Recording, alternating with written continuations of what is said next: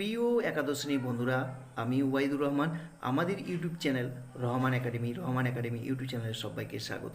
আজ আমি তোমাদের জন্য ইতিহাসকে জানা ও বোঝা প্রথম অধ্যায় থেকে ভীষণ গুরুত্বপূর্ণ বাছাই করা 30টি এমসিকিউ এর অনলাইনার নিয়ে উপস্থিত হয়েছি। এমসিকিউ অপশন দিলে অনেক বড় হয়ে যাবে ভিডিওটি, তাই তোমাদের এমসিকিউকে আমি এক কথায় উত্তর দেওয়ার চেষ্টা করেছি। তো 30টি প্রশ্ন তোমাদের বাছাই করা প্রথম অধ্যায় থেকে। এই প্রশ্নগুলি তুমি যদি চর্চা করো, অবশ্যই একাদশ শ্রেণীর ফাইনাল পরীক্ষায় অবশ্যই কমন পাবে, আমি কথা দিলাম। তো কথা নাম্বার চলো শুরু করা যাক।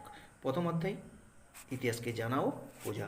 প্রথম প্রশ্ন দেখো, লেখা যদি বুঝতে অসুবিধা হয়, আমার স্টুডেন্টের লেখা হয়তো খারাপ লেখা, হাতের লেখাটা খারাপ, তো তোমরা তোমাদের বন্ধু হিসাবে গ্রহণ করবে, তাহলে দেখবে খুব ভালো লাগবে। আমি তোমাদের অবশ্যই প্রত্যেকটা প্রশ্ন আমি পড়বো এবং উত্তর বলবো। তো চলো, প্রথম প্রশ্ন তোমরা খাতায় লিখে নাও।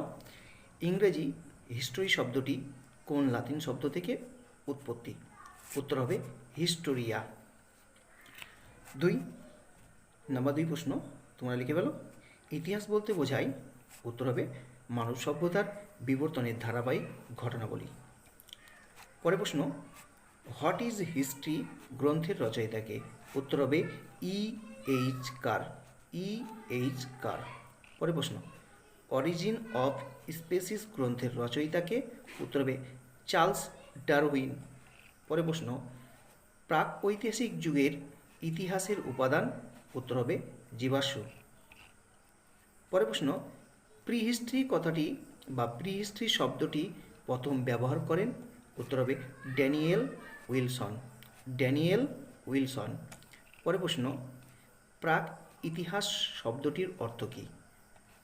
উত্তর হবে যে সময় মানুষ লিখন পদ্ধতি জানতো না। পরের প্রশ্ন, হরপ্পা সভ্যতা প্রকৃতই কোন সভ্যতার উদাহরণ? উত্তর হবে প্রাক ঐতিহাসিক সভ্যতা। পরের প্রশ্ন, পিকিং মানবের অস্তিত্ব পাওয়া গেছে কোন দেশে? উত্তর হবে চীন দেশে। ডিয়ার স্টুডেন্টস, আমাদের পারিপার্শ্বিক অবস্থায় একটু নয়েজ শুরু হয়েছে, তাই তোমাদের কাছে আমি ক্ষমাপ্রার্থী। যে নয়েজ মানে পাড়াপড়শিতে থাকলে পরে তো নয়েজ সৃষ্টি হবে, তার জন্য তোমরা কিছু মনে করবে না, আমার কথাগুলো শোনো এবং খাতায় লিখে নাও, ঠিক আছে?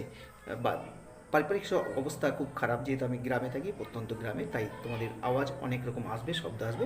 তো তোমরা কিছু না মনে করে তোমরা বন্ধুরা খাতায় লিখে নাও, আমার কথাগুলো শুনে শুনে। পরের প্রশ্ন দেখো, আলতামিরা গুহা অবস্থিত? উত্তর হবে স্পেনে। মিশরে আবিষ্কৃত লিপির নাম কি? উত্তর হবে হায়ারোগ্লিফিক লিপি বা পবিত্র লিপি। পরের প্রশ্ন, ওয়েলথ অফ নেশন গ্রন্থটির রচয়িতা হবে অ্যাডাম স্মিথ। রচয়িতাকে? উত্তর হবে অ্যাডাম স্মিথ। ভীমবেটকাতে প্রাচীন গুহাচিত্র পাওয়া গিয়েছে, তা বর্তমানে কোন রাজ্যে অবস্থিত? উত্তর হবে মধ্যপ্রদেশে। নিষ্কো মুদ্রাটি কারা ব্যবহার করতেন? উত্তর হবে আর্যরা।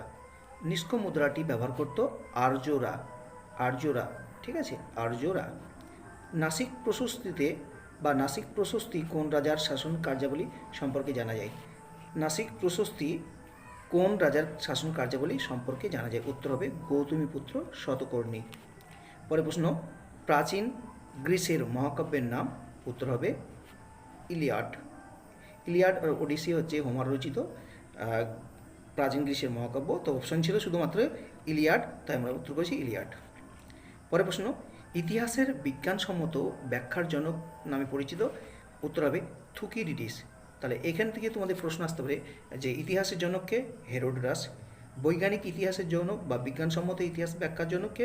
থুকিডিডিস। ইতিহাস তত্ত্বের জনককে? ইবন খালদুন। বৈজ্ঞানিক বা আধুনিক ইতিহাস লিখন পদ্ধতির আবিষ্কারকের নাম হচ্ছে র্যাঙ্কে। চলো পরের প্রশ্ন, ভারতে মোট পুরাণের সংখ্যা 18টি। রামচরিত গ্রন্থটির রচয়িতা সন্ধ্যাকর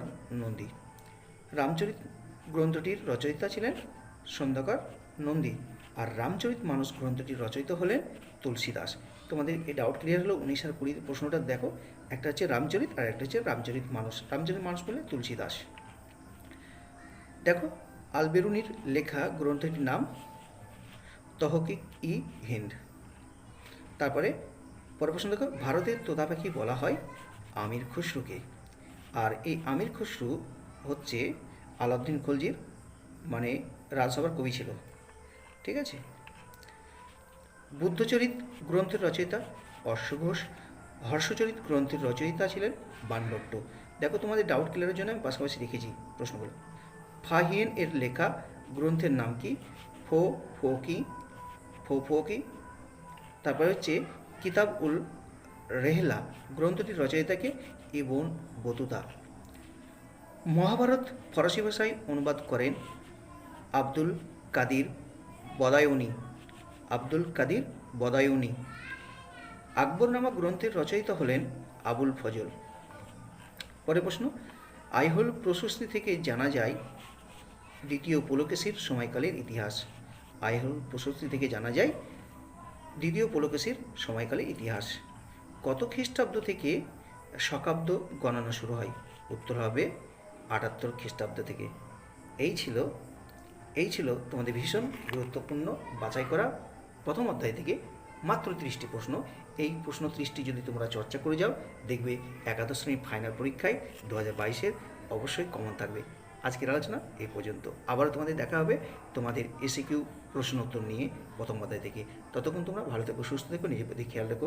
আর যারা নতুন চ্যানেলে, তারা অবশ্যই চ্যানেলটিকে সাবস্ক্রাইব করে বেল আইকন টাচ করতে ভুলো না। আর যারা পুরাতন আছে তাদের জন্য অসংখ্য